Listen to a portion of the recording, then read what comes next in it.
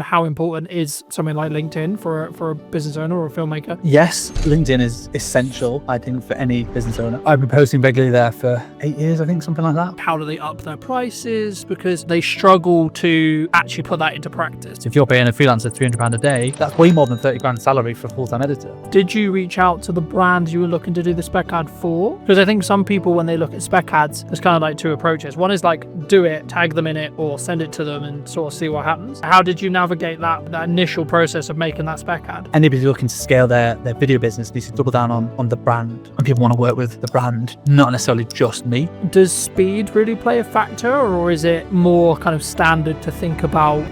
Did you know that 93% of you are not subscribed? So if you could please do me a favor and you're enjoying the show, then subscribing would mean the world to me, and it would allow me to grow the show and continue to get larger and larger guests and continue to bring what's missing in marketing today. Thank you ever so much for joining me, and I'll enjoy the episode. Hello, my friends. Hope you're well. Hope you're having a good day. Today I'm talking to Carl from over in Manchester specifically. He runs a really I would say a upper class or like premier video production agency on the higher end. And today I really wanted to talk to him about specifically branding, but also how I think a lot of filmmakers, we're stuck in this rut of like being quite maybe lowball or midball or just working on ourselves. I mean, how does would you say, and feel free to give any context you want, Carl, and do you think that people really struggle to sort of scale their business as a whole? Firstly, I've never been called upper class in my entire life, so that's really just thrown me off big time. We're definitely a premium offering though, so I get what you're saying there, so thank you for that. So yeah, I run a production company called Pixel Films, doing video and photography for a variety of FTSE 100 clients, online brands, TV commercials, that sort of stuff. And what was your question? How do they differentiate themselves? Yeah, because I think a lot of people, they're very maybe solo space, and they're maybe worried about like how do they up their prices, because I think that's maybe the dream or the objective of a lot of filmmakers, but they struggle to actually put that into practice. Yeah, absolutely. So for context, we're a team of 5. So I'm not a solo shooter anymore. I started off shooting weddings, same as a lot of videographer journeys, I guess, shooting corporate videos, went to universities, then jumped into freelancing pretty early on. So I was a solo shooter for 4 years. I did weddings, corporates, bits of football, bits of TV, all sorts of stuff. And, I made a really good living doing that. And there was nothing wrong with that. And I loved doing it. And the wedding specifically was amazing. I was working with really like happy people, and it was really, really good fun. But I eventually reached a cap where there's only so much time in the day I have. There's only so much I can charge. And I just realized I was I was at a peak, I suppose, in terms of like camera operating in Manchester as a technical skill and what I could therefore charge or how I could scale that into a business. So my next step was to go from a freelance camera operator, solo shooter, to a production company owner. And that was a monstrous leap because I alienated all my clients literally overnight, because all my clients were other production company owners. And so suddenly they're like, oh, hang about, now you've gone from Cal Thompson camera operator to Dead Pixel Films, video production agency. You're now a competitor. You're not a collaborator. At least this is how it was perceived 8 years ago when I first set up the company. So I had to kind of start again, really, in terms of like finding new clients and developing those relationships. I had some crossover for a year or two, but eventually it just fizzled away, and I had to then go after bigger and better clients that would, and then focus more on relationship building and then scale it over time. And it's taken 8 years to get to where we are now. There's 5 of us full time. We've got a production studio downstairs, so I'm in the it's like a meeting space that we're in at the moment, and then we've got a 1,000 square foot production office, and that's where all the edits are being done. And then this downstairs is a 4,000 square foot studio space. And that's taken years to be able to have the cash flow and the regular clients to be able to build to that point, to be able to afford to have a studio. We've been in the studio 2 years now. And, we use that as a bit of a marketing tool as well to generate more opportunities. It's very challenging because it's very expensive to sort of keep it going and making sure that it's not just burning through cash. But it's all part of the journey. It's really good fun. Yeah, I mean, I was going to ask you about cash, because I think like as cash flow as a business owner, right? Because I think there's a massive difference, obviously, from a solo shooter who's maybe positioned themselves as an agency, or maybe the traditional, I think, from the sole videographers that I've spoke to about, they're looking to get work through other video production companies or agencies similar to yourself. I mean, did you always have good money management skills, or because the story that I found is people normally get it wrong before they get it right? Yes. I mean, cash is king with any business, and it's definitely applicable to video production and photography services. I've always been good with money. You have to be a business owner fundamentally, but even as a kid, I was always quite tight, I guess, with money. Didn't intend to be. I always did what I wanted to do, and I went traveling all over the world and stuff like that, and I had some great experiences in my 20s. But I've always been quite strict with money. I've never been spending it on like designer clothes. I'm not really fussed about anything like that. No, I bought my first house when I was 27, which I was really pleased to be able to do. Me and my wife got a mortgage together. So I've always been quite good with money. And that has served me well when running a production company. It's like whenever an invoice gets paid, immediately save the 20% VAT. That goes into a reserve account. Immediately save roughly 20% corporation tax. That goes into the savings account as well. And then I've got the cash account of what we actually use for day-to-day spending and paying payroll and expenses and overheads and stuff like that. So there's always been a reserve account. I'll always have a figure in my head of the minimum amount of cash I'm comfortable with, and that's taken a long time to build it up. And obviously, when things like COVID come around, and that is a world-changing experience where you can't have all the cash that you've always wanted. You might have to dip into it, or you have a few quieter months. But in order to run a company, for me, to sleep well at night, I need to make sure there's months and months and months worth of cash flow sat there. And some people might disagree. They might say, well, you should be putting your money to work and making it work for you, so you're earning money in your sleep. And obviously we invest in the studio facility, we invest in our marketing and invest in our team and training and all that sort of stuff. But having a good cash buffer for me just makes me sleep much better. And it means I've got the mental capacity to pursue opportunities that I want, and don't just have to take any project that comes our way because we need a quick 500 quid. Yeah, I think, I mean, I think that does lean on to my next question, which would be around like how does one attract larger brands to work with us, either consistently or as like maybe one-off projects in general. But just to build on what you were discussing there, I think it's very key to understand, and something that I have struggled with maybe for the last couple of years, but not this year specifically, has been understanding your numbers, but then also giving yourself a little bit more like cash cushion than you think you're going to need, right? Like, oh, I'm going to be fine on X amount. And then in reality, if you have just a little bit more, then something will end up happening that takes that cushion, I think, for me. But just to reiterate the question, I mean, how, for maybe someone listening to this who's maybe solo or maybe looking to scale up, how would you say they should look at maybe working with, the Red Bulls of the world or equivalent, in that respect, in regards to like the size and the scale of the actual brands that maybe they're looking to attract as a client? I mean, this is changing loads over the last few years. And what I've seen is historically the big brands would only ever work with big agencies for the longest time, and that is still the case for a lot of places. Like Coca-Cola will only ever work with WPP, or they have done for forever, because they feel like they need the resource. They need the WPP, one of the largest advertising agencies in the UK, in the world. They feel like they need the cushion and the experience of a big advertising agency, and they probably do. They need the strategy thinking and all these different resources they're going to pull upon. But what I can see is over the last few years, more and more brands are doing more in-house, and they don't necessarily need the big agencies or the big thinkers, from what I can tell. Now, I could be wrong, but a lot of brands are now doing that big thinking in-house, and they're bringing more smaller, independent specialist agencies. So rather than just like one overarching agency that handles everything in terms of their marketing and their branding and strategy and their content, they might have, okay, there's an SEO agency there, and there's a production agency there, and there's a web design agency there, and they manage it themselves rather than an agency managing that. And they just make sure that's all sort of aligned, which means that smaller companies have access now to bigger brands, and they're able to work. And basically, once you've got one, it's easy to get the next one. or easier. You still have to chase for it. It's more competitive for sure. But once you have a few bigger brand names under your portfolio, and the work can start speaking for itself.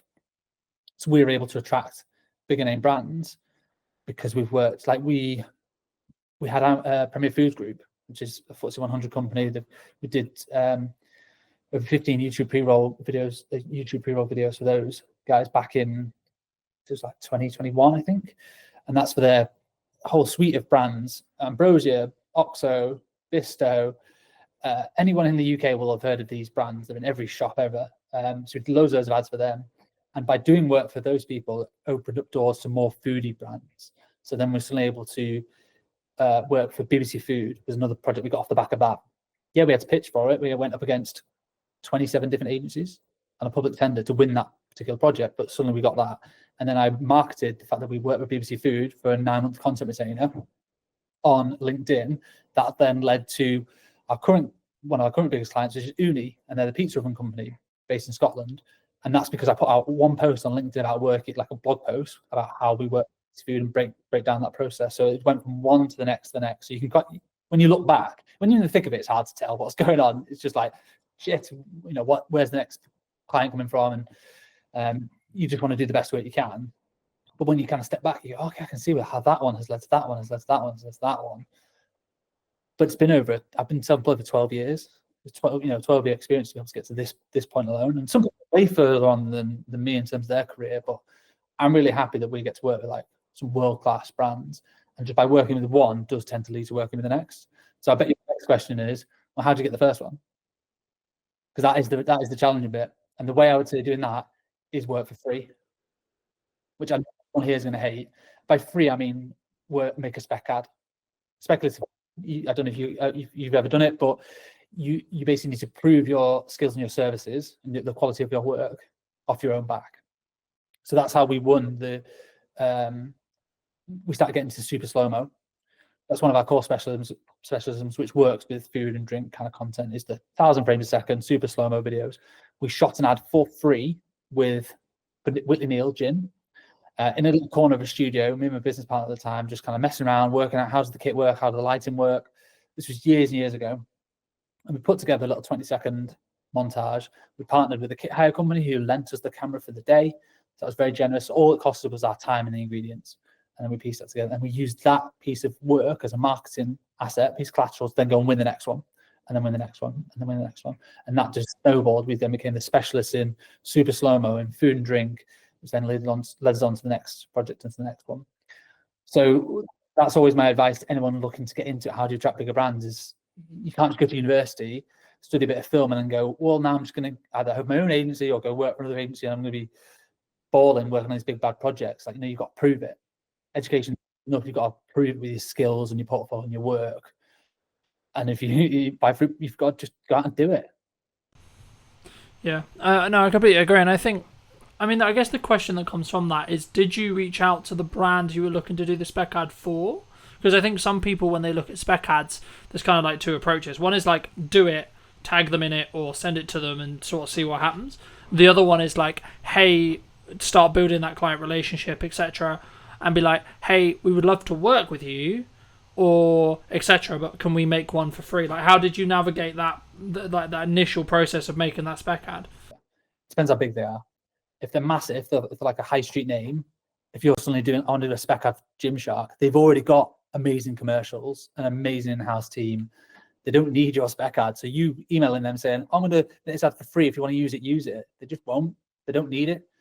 So in that sense, I would just go and do it and just tag them, like, massive fan of you guys. I hope you don't take offense to this. We've made our own ad. We want to tag you in it. And if Gymshark will unlikely see that and then want to just hire you immediately, but their competitor might.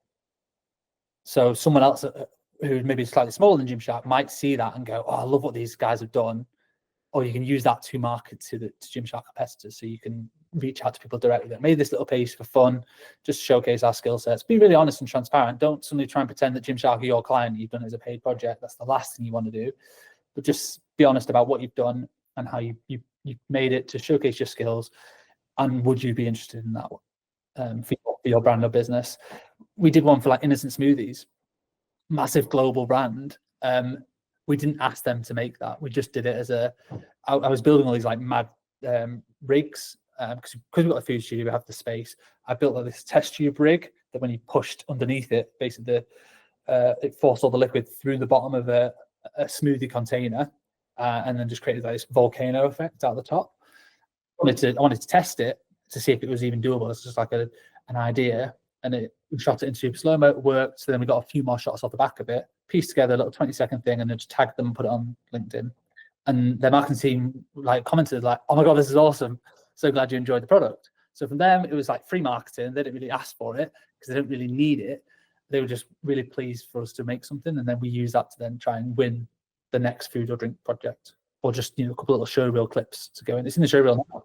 Do you think that, I mean, you've mentioned LinkedIn specifically a handful of times. Do you think that some people are worried about either putting up a spec ad or like maybe creating content that's not specifically for a client or for a production company, etc., that could showcase their work, could get them that next level, but maybe they're like concerned about either like what would the reaction be, or like where people sit? Because I kind of see it in two respects from my experience with filmmakers. Some that are like really leaning into social media as like a personal branding tool and like as a marketing tool, but others who are maybe slightly more cautious around, I guess, how they post and when they post. In your experience, I guess the two questions there is kind of two-pronged. It's one, how important is something like LinkedIn for a business owner or a filmmaker? But then number two, like, why do you think people are potentially quite cautious? Yes, LinkedIn is essential, I think, for any business owner. It's still quite untapped resource. I've been posting regularly there for 8 years, I think, something like that, and built up a sizable following. I don't know how much work exactly we've got, but I could probably guesstimate we've generated well over 6 figures worth of work and opportunities through LinkedIn without spending a penny. Don't pay for any premium, anything like that. Don't pay for any sponsored posts. It's purely just turning up consistently and regularly, and I try and offer advice to my younger self in terms of the personal branding side of things, but just use it as a marketing tool to share the work, to share the behind the scenes that we do, so that people can see, oh yeah, it was those guys that made that ad, because I can see them in the behind the scenes. We use that a lot to show scale as well, which also subtly promotes a more premium offering. If you see a squad of 10 or 20 in a team photo, that's a big production. Doesn't matter if you're in the industry or not, that's probably cost a pretty penny, versus the behind the scenes of a solo shooter. There's a certain cost implication there. So subtly you're planting these seeds within your feed into your potential target audience, and you never know who's looking on a LinkedIn feed. And it's so different to every other platform, because when your contacts like or comment, it gets shown in their feed as well, and that's how your work can just spread and spread and spread. Literally, the behind the scenes that we did for the Innocent Smoothie Spec ad got like 1,500 likes, hundreds of thousands of views. And that might not sound a lot on like Facebook or Instagram, but on LinkedIn, that is a viral hit. It's huge, and that just snowballed because it was just fun content. People just liked it, and people not in the industry were like, "Oh, it looks like a really cool project. You've been quite creative and innovative there." So yes, I'd say if you want to, scale a business or attract new clients and new opportunities, it's not just who you know anymore. Like it's who knows you. So LinkedIn is so valuable for that, and anyone could do it.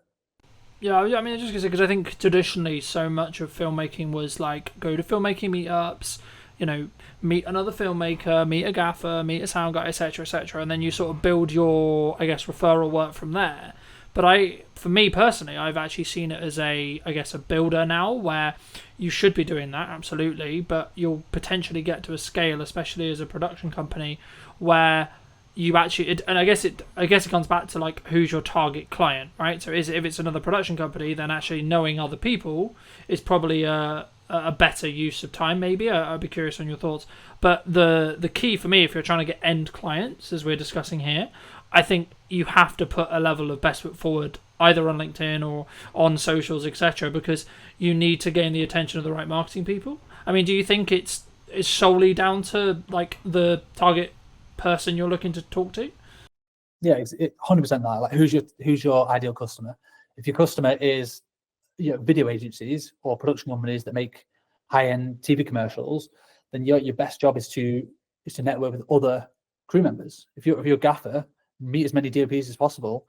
If you're a makeup artist, meet as many producers as possible. And you're a technician, your job is to get on set as much as possible, and you charge a day rate and you get to work on some amazing projects.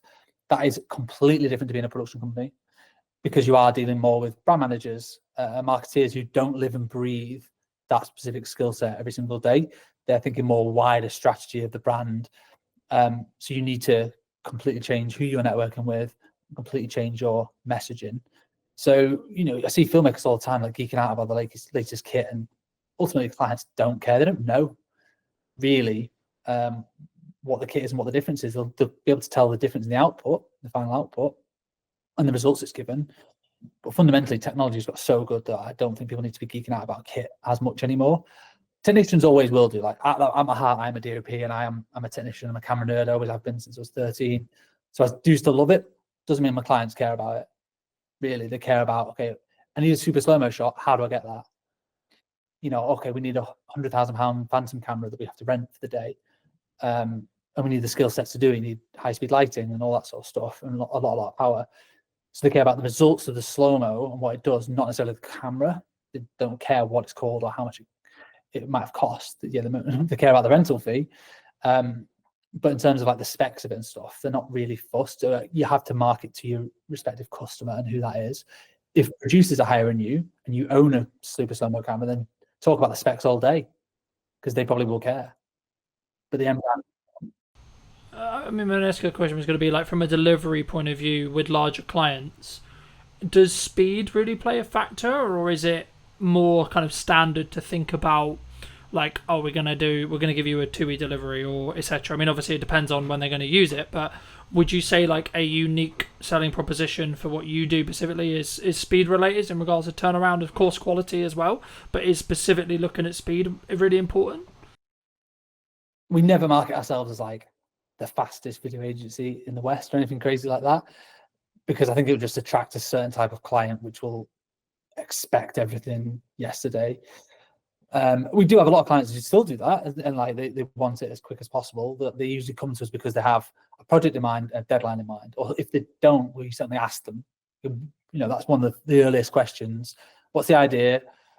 What's the budget bracket that you're kind of working with, and when do you want it? And then we can work backwards from there and go, okay, well, when can we slot it in? We have certain projects that we're producing one now that we're not shooting until September, and the deadline's not until the end of September, and that's marketing for a Christmas ad. So we're talking about that now. Other ones we're shooting tomorrow and we need it live by 1st of August. So that's quite a fast turnaround, because there's 5 20-second ads, like montages with like heavy edits and a lot of content going into it. So speed is important, but I think clients prefer more like a stress-free production. And are you going to handle the brief? Are you going to deliver on the concept?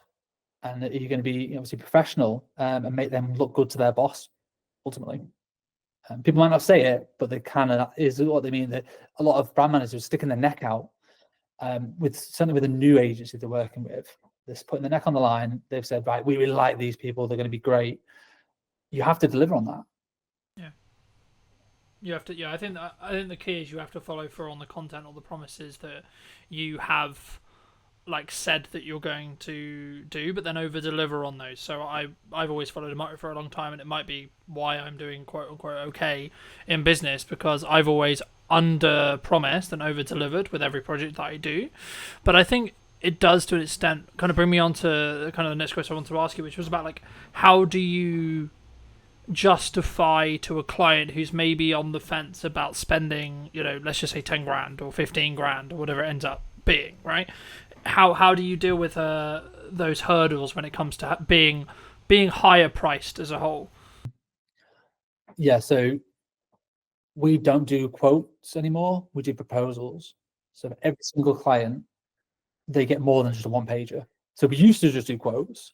People come with a brief, amateur video. So you go, okay, put it together in a spreadsheet, put it onto a 1 or 2 page PDF with a breakdown of your pre-production and post, and this is what it's going to cost with a number at the bottom. And people either go yes or no. We don't do that anymore. We're now doing proposals. So pretty much every client that comes to us will get a bit of an idea. They might already have an idea and they want to just flesh it out. With here's a few visual references of the style that I think we can execute on based on your budget. I tend not to do this like on a whim. Like if I know they've got 20 grand, okay, I can work backwards from there and go, well, this is the kind of production that I think they might need. You know, it's a couple of days, a couple of crew, there's production value there. I know what to spend, so I can know what the references are going to be. And we put that into like, 5 or 10 pages for every single client with a cost and a breakdown of this is exactly what it's going to cost you. The information that was in the original quote still goes in the proposal, but you've also got a lot more visual references in there so that people can see you understand the vision. They're just taken from previous work or from the web. It's all internal stuff, so it never goes live. It's just like we're just trying to share ideas, and then we're trying to follow through with the execution. Like this is what you're going to get, and we found bigger clients kind of expect that a little bit more. They don't just want a one pager. Like what's going to separate you from, if they're getting 5 quotes, how are you going to stand out amongst those other 4 companies? And you don't want it to just be on price. You want it to be that you understand the brief and the unique ideas that you can bring to the table to deliver on that brief. But it's free time. It's a massive gamble. We don't win all the ones we put proposals for. We lost one yesterday. Like, oh crap, that took me a day or longer. Hours spread out here and there to pull that together, pull together references, come up with a bit of a script. I think we're going to nail this. I thought we'd nailed it, and then they still didn't go for it. And you're like, well, not sure what we've done wrong there. That's the game we're in a little bit. Some people might disagree with that. They might say, oh, you should be charged for that time. And we charge for creative development time, but sometimes that initial spark, we often give it away for free. Do you think that's one of the, obviously that's one of the reasons why you do just stand apart, but is that the same, I guess the next question was going to be around like the confidence of maybe charging more or being value-based price rather than necessarily the time. Obviously there's always time that goes into it, of course, but it's more about, I guess in some ways, when you look to attract those higher paying clients, it's also about it's the entire, in my experience at least, it's about the entire process and journey and the perception that client goes on with you rather than necessarily just the production day. And that's, I think, where it comes back to where you and I both agree, which is like they don't care that much what it's filmed on. They care about what it's going to do for their business and what the return on their investment is going to be. But for you, when you started out, was there a confidence kind of hurdle for you to say like double your day rate, for example? Probably, yeah. Not really thought about it. Often we just do it. I started off charging £250 a day. So it was like a corporate filmmaker, if you like. I charge a lot more than that now. So yeah, there did just become a time you can base it off APA rates as well. That's a good starting point. Producers Association, it's like a union, not part of it, but they do set rough crew rates, and they adjust them every year based on inflation. So you can roughly see what a crew rate should be charging for those. And it varies between like commercials or dramas or photography or whatever. Everything's slightly different, and communicating with other people in the industry as well, asking other fellow filmmakers like what sort of rates do you normally charge is a good way to at least set a benchmark. And if you're winning loads of business and almost like too busy and don't really feel it in the wallet because you're too cheap, and because you're just saying, yeah, well, here's a £500 video, that person will work on it for an entire week, and when you work it out, you're working for less than minimum wage. That's not a very good business model. So at that point, you need to pause and go, what do I need to change here? Well, I clearly need to up my rates and probably reduce the workload, and I'll still be earning the same, if not more money in the long term, because I'll have more time to focus on delivering that project to the best of my ability, and then creating marketing collateral to then help generate the next one, or more account management time to work with the clients to be able to communicate the ideas better and fairly, so that when it goes from ideation all the way through to production to post, that client feels like they've been looked after throughout the whole journey, not just been sold the dream and, oh, you're going to get your edit in 6 weeks time and not heard from it. It's more communicating every other day. This is where we're up to. This is what the deadline is. This is how we're doing. And that obviously takes time. I can't do all that myself. And that's very hard to do as a solo operator. There's 5 of us here. There's 2 people full-time editing. and there's a producer and a studio manager. So they do a lot of the account management side of things in terms of liaising with clients and communicating and getting edits through the post-production workflow and then back to for amends and all that sort of stuff. So that does take a team to do it to the level that our clients demand. Yeah. When you were building your team, because you said at the beginning that you went from being solo into like developing the team, did you scale it from like one person, then two people, then three people slowly? And then if so, did you focus on systemizing how you did it yourself? So originally it was myself, and then I partnered up with somebody else. So we then became 50% business owners. And that was just the two of us for probably a year. And I was literally doing all the shoots and the edits, and he was doing business development and operations. And that was fine, around COVID time, just surviving. But eventually the edits got too much. So it's like looking at the business model and trying to work out where are we bogged down with in terms of time. And it was edits. So it made sense to hire an editor. Great, let's work out what the finances are going to be. It can be quite daunting when you look at your first hire, like, oh my God, how am I going to find 30 grand or whatever you're agreeing that first initial salary is? But you tend not to look at it on a yearly basis. You just have to look at it on a monthly basis. Oh, I actually need to find 2.5 grand or whatever it works out at. Because obviously including tax and all that sort of stuff. So that's much more manageable. And it's a bit easier to think of it like that, or what do I need for this quarter to be able to hit that, rather than thinking about the larger scale side of things. And editors are amazing, hardworking people, and that is quite an easy way in terms of a business model to, as long as you keep them busy, they will pay for themselves very, very quickly. We did, and then we did just add on to the next one, different skill sets, and eventually the producing was bogging us down a little bit. So we're just like, oh my God, we're just having to, my email inbox is 100 every day. Like, how do we help manage this? Okay, we need a producer to start doing some more of the logistics, booking hotels, doing casting, all the logistics of like sorting crew and client liaison. Right, that can come. Basically, I hire somebody when I get too busy with one thing that I don't necessarily want to do all the time. And then just let them do that, and then I can focus on the stuff that I want to work on. Yeah. Did you, from like a management or money planning point of view, when you were looking to do that, like, did you have the money in the bank to pay for like 2-3 months, or did you have like the full salary, or did you like just have it in like contracted jobs in the respect to like, I know I've got consistent revenue for say 6 months and it's going to be that number, and that actually means that pays for me plus 2 people? How did you sort of plan that when you were scaling? Because I think so many people, when they maybe look to take from a video production point of view, they take it from maybe a solo, what I would describe myself as, which is like solo plus, where they only have a budget for project by project basis to bring in people, expand those crews.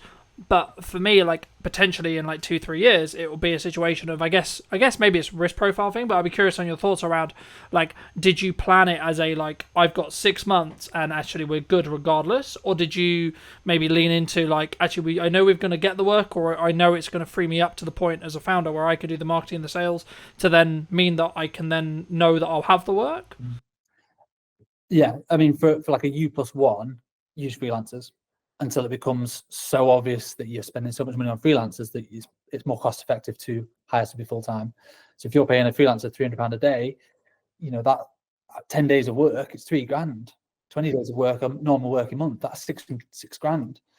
That's way more than 30 grand salary for a full-time editor of what you've got to pay out as an individual. So if you do that consistently, you'll soon realize that having all these freelancers has cost me way more money than a full-time person. So generally, we that's exactly what we did. We had freelancers, and we actually won a few big block bookings. So we knew we had 2 months worth of editing work. So we had freelancers just coming in. I think we had 2 at the time, just helping us churn through this massive volume of work. It was all costed for, so it was all fine. And we just knew that, well, hang about this. Once that project was coming to the end, we were getting another big project that was sort of, we had loads of edits on, so it just made sense to eventually put a job ad out and hire for that full-time role. So we would effectively be saving money on the freelancers. And we gave the freelancers the opportunity, like, do you want more job stability? Do you want, to come on full-time? And some people did, some people were not interested. They're like, no, I'm happy with the flexibility and the variety. Like, there's a place for both in terms of freelancing as a technician or going full-time in-house. Really depends on your personality and your personal circumstances. But from a cash flow point of view, I think we had at least call it 6 months worth of cash to be able to pay that person. They could be sat around twiddling their thumbs. It'd be a terrible business model, but they could be without us necessarily worrying about how we're going to pay that person. Because also when you hire them full time, you have an obligation to pay them. They're now an employee. You can't just get rid of. You can make them redundant, but that's a failure on your part, I think. Rather than just, we didn't have enough work to be able to pay them. Like, you've got to then go and get the work to keep them busy. So that is part of the risk. It's definitely it's a high risk move. I mean, it's such a while ago now. I've always had staff members around me for the last 6 years, so I tend not to worry about that as much now. It's just a no-brainer that we are a team, and it takes a team of people to deliver on the projects that we have now. So if it does sound scary to anybody as an initial thing, I'd always just say, bring on freelancers until they become too expensive to not just hire. It's a no-brainer to hire somebody full-time. Yeah, I think I agree. I mean, I think, would you say that in that though, one of the things that a founder, like an origin person of the business in a video production context, like they should spend, like as they're scaling and as they're bringing in people to help with the delivery side, should they spend like a significant amount of their time in trying to, I guess, apply financial resources to getting more people to help them either with their personal marketing or the company's marketing or etc. to then because I found, like, for me, that will have the strongest ROI by me creating my own content and me being in the world of marketing all the time as much as possible and not as much in client delivery. And if so, how did you transition? I mean, did you just end up, like you sort of alluded to it at the beginning, but did you have to transition all your clients because they wanted to work with you specifically? Because I think that's sometimes the weakness when we're very founder-led as a business, where a client wants to work with me because they've consumed my marketing and then they want me to have that touch on the project. And how do you sort of balance that with also then scaling it with a team? Yeah, I'm still figuring that out, to be honest. A lot of our projects are of a scale where it can never just be one person. That one person ideally should be on the job. That was a big USP for the longest time, is we weren't necessarily just another production company that brought on loads and loads of freelancers. It was like, if you see us in the initial call, you're going to see us on set and we're going to hold your hand all the way through the project. And that's done really well for us for the longest time. It's helped us build relationships with the right people. It's helped deliver good work. But that is only scalable until a point. I can't be on every single job if I want to scale the business beyond where we are now. So that's probably a bit of an ego thing that I've got to figure out and navigate and work out. There are other people who can shoot. Yes, technically I'm a DOP, and it makes good financial sense for me to be on the shoot, but also makes good financial sense for the wider business for me to be marketing and spending more time doing business development to bolster the scale of the productions and the bigger business and clients. As long as they are getting a good service from you as a brand, not necessarily you as a person, I don't think they'll fundamentally care that much. As long as it's not sell them the dream and then you never hear from them again. You've still got to check in, but that could be checking in with just emails, texts, how you finding everything. I went on holiday last week and I was like, all these productions are going to fall down. Well, of course not. I've got a team who've been briefed in and they looked after the clients and they did a smashing job. And I came back and I'm like, so what are we shooting tomorrow? It's all been done. I just trust the team to do their jobs.